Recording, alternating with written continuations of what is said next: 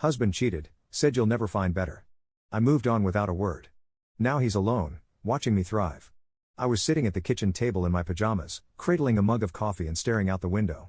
The sun was trying to push through the early morning clouds, casting a weak light over the garden that I'd spent way too many hours trying to keep alive. It had been a busy week, and I was looking forward to a lazy Saturday, a rare treat. Nate was supposed to be out golfing with his friends, so I figured I'd have the place to myself. But the sound of his footsteps behind me pulled me out of my daze. I turned, surprised to see him standing there, hands jammed into his pockets, looking awkward and uncomfortable. "Hey," I said, trying to keep my voice casual, but already sensing something was off. Nate usually bounced into a room like he owned it. This hesitant, almost guilty look was not him. "Hey, Mel," he started, shifting his weight from one foot to the other like a kid caught with a slingshot in his pocket. Can we talk?" I set my mug down slowly, eyeing him. "Sure. What's going on?" He pulled out a chair across from me but didn't sit. He just sort of hovered there, running his hand through his hair. "There's something I need to tell you. It's complicated." My stomach twisted, though I couldn't quite say why. "All right," I said, keeping my tone steady. "What is it?" He finally sat down, but he couldn't look at me. Instead, he focused on some invisible spot on the table, like he was hoping it would disappear if he just stared at it long enough. "Mel, there's no easy way to say this." He paused, took a deep breath, and then finally looked up, his face pale and tense. "I've met someone." It felt like all the air was sucked out of the room. I stared at him, not fully processing what he'd just said. "You met someone?" He nodded, his jaw clenched. "Yes. I know this sounds bad, trust me, I know, but it just happened. We connected in a way that I don't think we ever did, and, well, I can't ignore that. I need someone who understands me, Melanie. Someone who really gets me." I just blinked at him, the words slowly sinking in, leaving a cold, hollow ache in their wake. "Someone who understands you?" My voice was barely more than a whisper, disbelief cracking through it. "We've been together for 11 years, Nate. 11 years. And now suddenly, you've met someone who gets you? What is that supposed to mean?" He sighed, rubbing his temples like he was the one dealing with the heartache. "I know how it sounds, but this is different. She makes me feel alive again, Mel. Like there's more to life than just this." He gestured vaguely around the kitchen, as if the life we'd built together was some worn-out sweater he couldn't wait to toss. Anger began to bubble up, cutting through the numbness that had settled over me. "So, what? You're just going to throw everything away because you're bored? Is that what this is?" My voice trembled with a mix of anger and hurt, the words coming out sharper than I intended. Nate flinched but didn't deny it. "Look, I know you don't understand, but I can't keep living a lie. I can't keep pretending this is enough for me when it's not. I'm not the bad guy here, Melanie. Sometimes things just don't work out. It happens." "Does she know you're married, Nate?" I spat, my tone dripping with bitterness. "Or did you leave that part out?" "She knows," he muttered, his face flushed. "She knows everything. And, well, she understands. She's not like me?" I cut him off, my voice shaking with the sheer audacity of it. "She's not like me? The woman who stood by you when you got fired from your job? The woman who helped you pick up the pieces when your father passed away? The one who built this life with you?" He looked away, unable to hold my gaze, which only fueled my anger. "Nate, how long has this been going on?" My voice dropped to a whisper, as if the truth would shatter me if I said it out loud. "A few months," he admitted, barely audible. "But it's not. It's not just physical, Mel. It's emotional too. She gets me in a way that I didn't think was possible." I stared at him, my hands shaking, feeling the betrayal settle deep in my bones. "So that's it? You've found someone better, and now you're just walking out?" Nate swallowed, finally meeting my eyes. "I think it's best for both of us. You'll be fine, Mel. You're a strong woman, you'll find someone eventually. But I need more. I don't think you'll ever find better, honestly, but you'll be okay." Those words. "You'll never find better." They echoed in my mind, slicing through whatever love I'd clung to for him. I watched as he gathered his things, stuffing clothes into a duffel bag with a nonchalance that made my skin crawl. He left without looking back, and I sat at that kitchen table for what felt like hours, stunned and empty, trying to comprehend that the life we'd built together had just been dismissed like some cheap fling. The first few weeks were a blur. I went through the motions, working at the art gallery downtown, barely talking to anyone. I plastered on a smile for the patrons, but the minute I was alone, the grief hit me all over again. I kept replaying the conversation in my mind, his words like shards of glass lodged in my chest. And then the anger hit. One morning, I woke up and looked around at the house. I saw the furniture we'd picked out together, the photos on the walls, the ugly rug he insisted on keeping, and suddenly, I couldn't stand it. I wanted it all gone. I wanted to erase every trace of him from my life. I started with the little things, taking down the pictures, rearranging the furniture, scrubbing the bathroom until it sparkled. But the ache was still there, gnawing at me every time I turned around, so I did the one thing I knew would help. I threw myself into work. My boss at the gallery, Susan, noticed something was off right away. She was in her 60s, with a thick southern drawl and a no-nonsense attitude that I adored. She took one look at me one morning and pulled me into her office. "All right, spill it," she said, crossing her arms. "I don't need to be a mind reader to know something's eating you alive." I hesitated, but something about her no-nonsense tone made me open up. I told her everything, the whole ugly story, watching as her face softened with sympathy. "That man," she muttered, shaking her head. "He's a fool. And you know what, honey? This is your chance. This is your time to find out who you are without him." Her words stuck with me. I'd been so wrapped up in Nate for so long that I'd forgotten who I was without him. I'd been Nate's wife for 11 years, and now I was just Melanie. The idea scared me, but it also felt like a lifeline. Over the next few months, I started to build a new life, piece by piece. I took up painting again, something I hadn't done since college. I joined a pottery class and started going on hikes with a local group. I even made new friends, Margot and Vince, an older couple from the hiking group who treated me like a daughter. Margot was a firecracker, a redhead in her mid-50s who had no filter and a wicked sense of humor. "Men like that are like mosquitoes," she told me one day, laughing as we trudged up a mountain trail. "Annoying, and they suck the life out of you if you let them. Best thing you ever did was get rid of him." Vince, her husband, was quieter, but he was always there with a kind word or a gentle nudge when I needed it. Between the two of them and the new routines I was building, I started to feel whole again. I started to feel free. Months went by, and with each passing day, I found myself thinking less and less about Nate. The anger, the hurt, the betrayal, it all started to fade. I threw myself into work at the gallery, and before I knew it, I was up for a promotion. Susan had taken me under her wing, teaching me the ropes of management, and I could tell she was grooming me to take over eventually.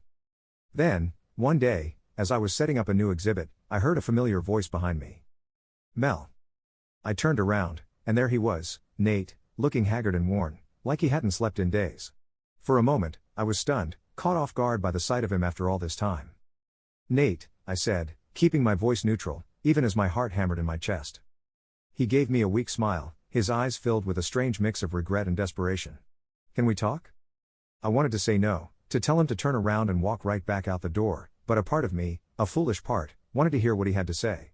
So I nodded, leading him to a quiet corner of the gallery. He sighed, rubbing his hands together as he searched for the right words. "Mel, I screwed up. I thought I wanted something else, something different.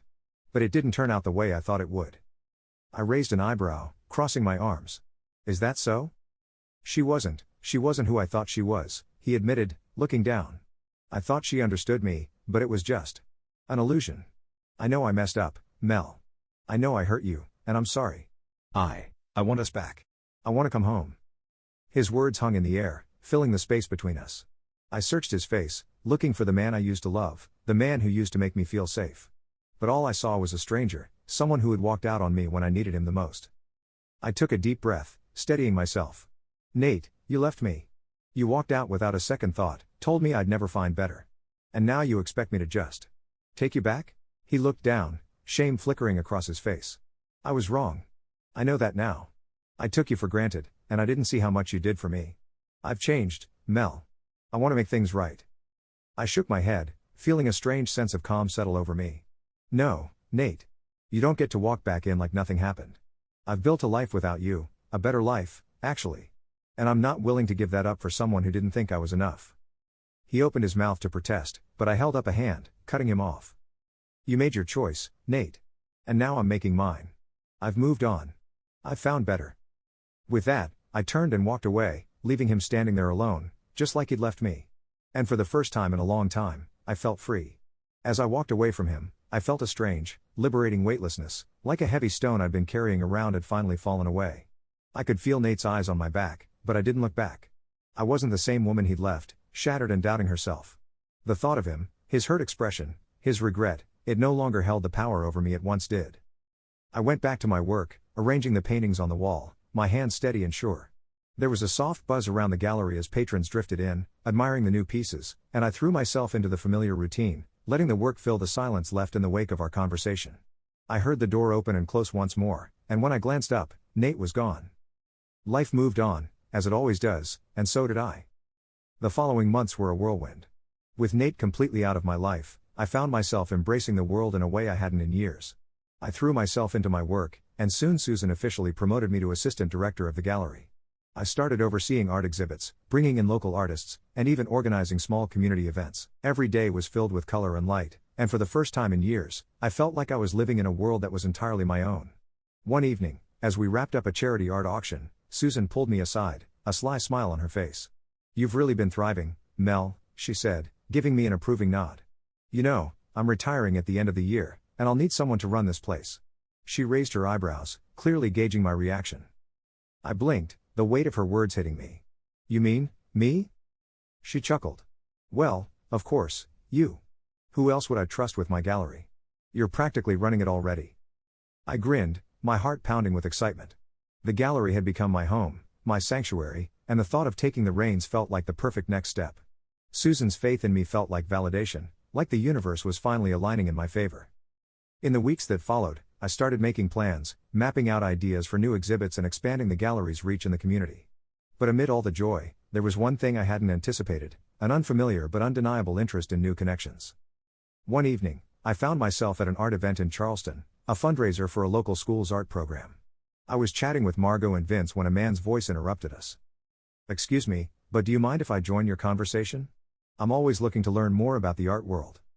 I turned around to see a man standing there, tall and warm-looking, with dark eyes and an easy smile that seemed genuine, not forced.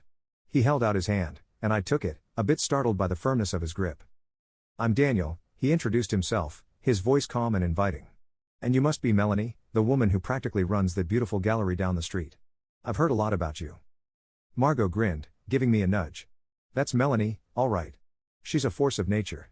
Daniel chuckled, and I felt a blush creeping up my cheeks.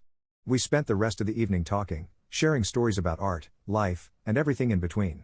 Daniel was an architect, recently moved back to Charleston after years of working in New York. He had an easy way about him, a warmth that made me feel at ease in a way I hadn't felt in a long time. We started seeing each other casually, spending our weekends exploring Charleston, visiting art museums, trying out new coffee shops, and even taking long walks by the beach. Our relationship was a slow burn, without the rush or intensity that had marked my years with Nate. Daniel was patient, thoughtful, and as time passed, he became a constant presence in my life, someone I could rely on. One crisp autumn morning, Daniel and I were having coffee at a small cafe downtown. We were chatting about nothing in particular when he suddenly paused, looking at me with an expression that was both warm and serious. "Melanie, do you ever think about the future?" he asked, his voice soft. I looked up, surprised but intrigued by his question. "Yeah, I do. More than I used to, actually." "Why?" He took a deep breath, a smile playing at the corners of his mouth. "Because, if you're open to it, I'd like to be part of that future." I blinked, feeling my heart skip a beat. You would?" He nodded, his eyes searching mine. "You're strong, Mel. Independent, resilient. And I can see you've been through a lot. I don't want to rush you into anything, but I do want you to know that I'm here. I want to be with you." His words washed over me, filling up parts of me I didn't know were still empty. For the first time in years, I felt ready to trust someone again. Months passed, and Daniel and I became each other's rocks, sharing the highs and lows, the laughter and the quiet moments. The gallery was thriving, and my life felt full in ways I hadn't thought possible. One day, as I was cleaning out an old storage closet in the gallery, I stumbled upon a small box of personal items I'd forgotten to unpack after Nate had left. Curiosity got the best of me, and I opened it, rifling through the remnants of our life together. There was a photo of us on our wedding day, both of us smiling, blissfully unaware of how things would turn out. I studied the picture, feeling a pang of something, nostalgia, perhaps, or maybe just the remnants of old love. But as I looked closer, I realized that I didn't feel the pain I once had. I felt closure. Later that night, as Daniel and I sat by the fireplace, sharing a bottle of wine, I told him about Nate for the first time. I told him about the betrayal, the hurt, and the journey to rebuild my life. He listened quietly, taking my hand as I spoke, offering his silent support. When I finished, he looked at me, his gaze steady. "Mel, you're a remarkable woman," he said, squeezing my hand. "Not because you went through that, but because you came out of it stronger. You deserve every bit of happiness that's coming your way." His words settled deep in my heart, a balm over the scars that had once felt so raw.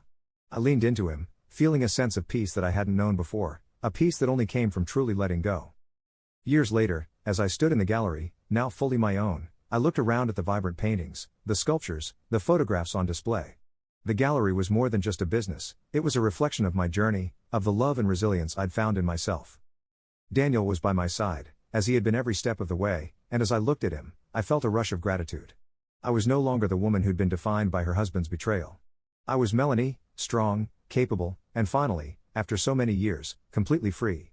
And as I looked out at the world I'd built, I knew that whatever lay ahead, I was ready to face it, with love and courage guiding me every step of the way.